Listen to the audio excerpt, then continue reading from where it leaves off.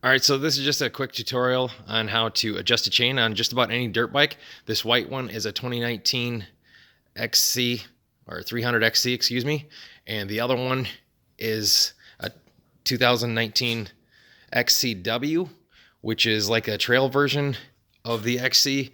It actually has a headlight on it and an extra gear for a little bit more torque and climbing. So the difference between tightening the chain on these is the actual axle nut itself. This is a 27 millimeter, and then on the 300 is a 32 millimeter. Both those are pretty big wrenches to have just laying in your toolbox. I didn't anyway. I think my just standard come up to like I don't know, 19 inches or something like that, maybe 21. So sometimes when you buy a KTM, you get this little tool kit, which is pretty cool. This wrench is actually 32 millimeter on one side and 27 on the other. However, that 32 millimeter side is not deep enough to spin the nut off on the 300. So it does come with another wrench here, which has the 27 millimeter adapter in it. You just pop that out, and then this is an actual wrench you want to put right on your axle bolt nut. So I've kind of done it already, but just loosen this axle bolt up first, this nut, excuse me, to where you got enough, I don't know, play, I guess, or it's loose enough so you can adjust the chain link adjusters. So right now it's finger tight. This is the guide that is on both sides after you loosen up the chain link adjusters. This is the one on the right side, and then this is the one on the left side with the chain. So as you can see, I loosened this one up already.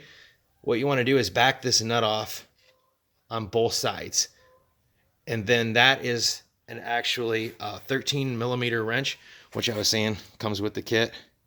And then the other one is for the bolt itself, which is smaller, and that's a 10 millimeter wrench.